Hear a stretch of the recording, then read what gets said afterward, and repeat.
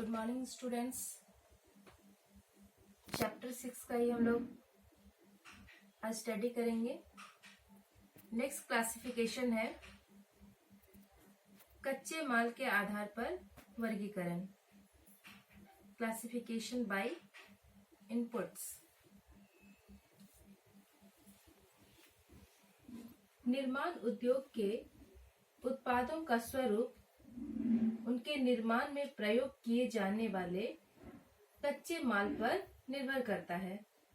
अतः कच्चे माल पर आधारित उत्पादों के स्वरूप के आधार पर उद्योगों को मुख्यतः निम्नलिखित वर्गों में विभाजित किया गया है, जिनमें फर्स्ट है कृषि पर आधारित उद्योग, agro based industries.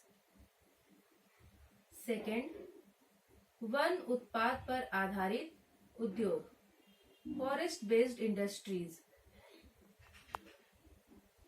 And third धात्विक उद्योग, मेटालिक इंडस्ट्रीज। एवं धातु के आधार पर इन्हें मुख्यतः 2 सब डिवीजन में डिवाइड किया गया है। नॉन फेरस इंडस्ट्रीज, अलौह धातु उद्योग, and second sub division ferrous industries, लौह धातु उद्योग। एवं इसका जो लास्ट क्लासिफिकेशन है नंबर 4 केमिकल इंडस्ट्रीज, रासायनिक उद्योग। इनको हम लोग डिटेल में जानेंगे कि किस आधार पर इन्हें परिभाषित किया गया है।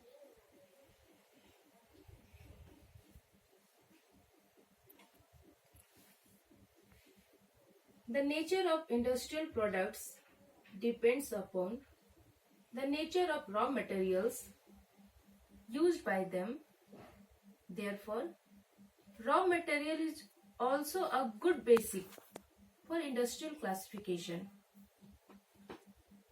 Following types of industries are recognized depending upon the nature of raw materials. First कृषि पर आधारित उद्योग। ये उद्योग कृषि उपज के कच्चे माल के रूप में प्रयोग किए जाते हैं।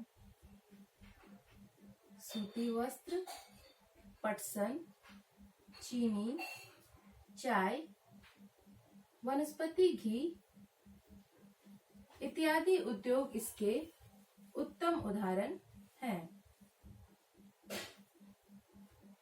First agro based industries.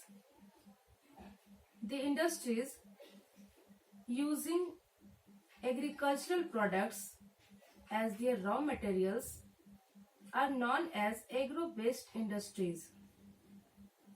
Tea, sugar, cotton and jute textile and vegetables oil are important example of agro based industries. दूसरा जो क्लासिफिकेशन है वन उत्पाद पर आधारित उद्योग। वनों से प्राप्त होने वाले जो भी मेजर एंड माइनर प्रोडक्ट्स होते हैं उनका उपयोग करके जो भी प्रोडक्ट्स तैयार किए जाते हैं वन उत्पाद उद्योग कहलाते हैं, जैसे कागज एवं लुगदी, रेयन, तारपिन का तेल, फर्नीचर, दिया सलाई इत्यादि उद्योग इसके अच्छे एग्जाम्पल हैं। Forest based industries. The industries which use forest products as their raw materials are called forest based industries.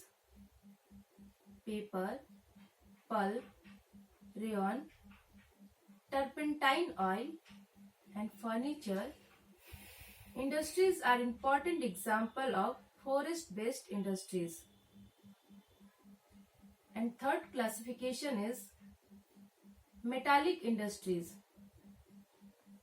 तीसरा वर्गीकरण धात्विक उद्योग है।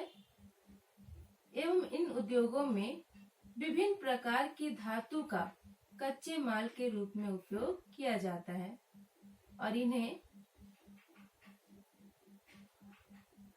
दो वर्गों में विभाजित किया गया है। फर्स्ट, अलौह धातु उद्योग, नॉन फेरस इंडस्ट्रीज। ये उद्योग अलौह धातु पर आधारित होते हैं, जैसे एल्युमिनियम एवं तांबे पर आधारित उद्योग। Third, metallic industries. These industries use different types of metals as their raw materials. These are further divided into non-ferrous and ferrous industries. First, non-ferrous industries. These industries use those metals which do not have iron contents, example, copper, aluminium, etc. And second division is ferrous industries. These industries which use metals having iron content are called ferrous industries. Iron in steels, machines and tools, motor cars, railway engine, agricultural tool are some outstanding examples of ferrous industries. लौह धातु उद्योग, ये उद्योग ऐसी धातुओं पर आधारित होते हैं जिनमें लोहे का अंश अधिक होता है। लोहा इस्पात उद्योग, मशीन, औजार, रेल इंजन, मोटर कार, कृषि औजार इत्यादि उद्योग इसके उत्तम उदाहरण हैं। एंड लास्ट क्लासिफिकेशन, रासायनिक उद्योग, केमिकल इंडस्ट्रीज। रासायनिक उत्पादों का प्रयोग कृषि, धात्विक, कपड़ा, चमड़ा, कागज, कांच, चीनी मिट्टी के बर्तन, साबुन तथा खाद्य प्रक्रम उद्योगों इत्यादि में सभी में उपयोग किया जाता है। कुछ रासायनिक उत्पाद जैसे नमक, पोटास, सल्फर, चूना पत्थर, कोयला, पेट्रोलियम इत्यादि खनिजों से प्राप्त होते हैं तथा कुछ गौण उत्पादों के रूप में पाए जाते हैं। वर्तमान युग में रासायनिक उद्योग ही पेट्रोलियम पर आधारित पेट्रोकेमिकल उद्योग के विकास के लिए महत्वपूर्ण भूमिका निभा रही हैं। रासायनिक उर्वरक, पेंट, वार्निश, प्लास्टिक, औषधि इत्यादि पेट्रोकेमिकल उद्योग के महत्वपूर्ण उदाहरण हैं। Chemical industries. Industries based on chemical are known as chemical industries. Chemical are widely used in different industries such as chemical fertilizer, metallic industries, textile, leather, paper, glass, soap, and food processing industries. Petrochemical industries is based on petroleum as raw materials, of which chemical fertilizer, paints, varnish, plastics, and some medicines are the main products.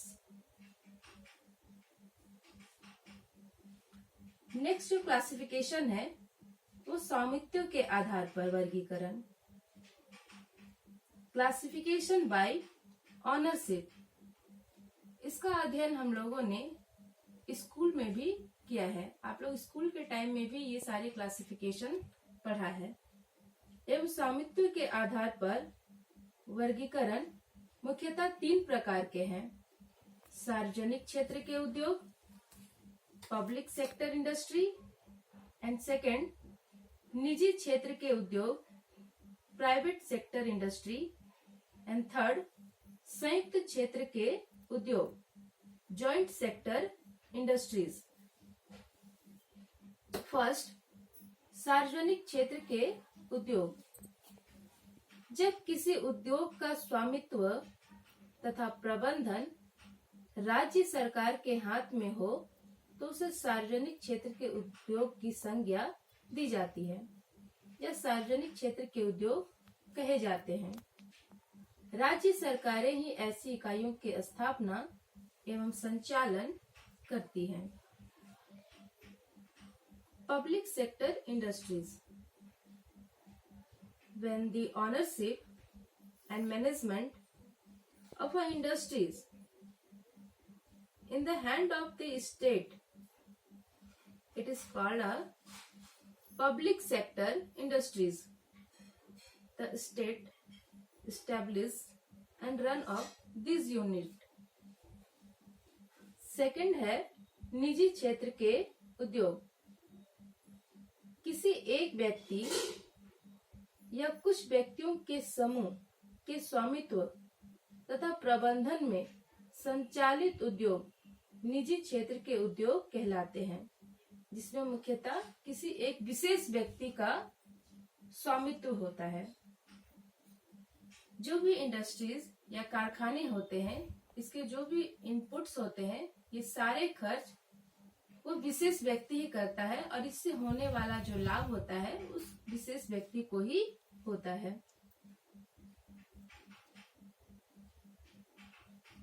Industries owned and managed by an individual or a corporate body belong to the private sector. Individual invest their own capital to establish these industries and they manage them as private enterprise. Third जो division है संयुक्त क्षेत्र के उद्योग। जिन उद्योगों में सरकार तथा निजी दोनों साथ मिलकर कार्य करते हैं, इनमें लगने वाला जो भी इनपुट होता है, निवेश होता है और इससे होने वाला जो लाभ होता है, दोनों को बराबर रूप से होते हैं।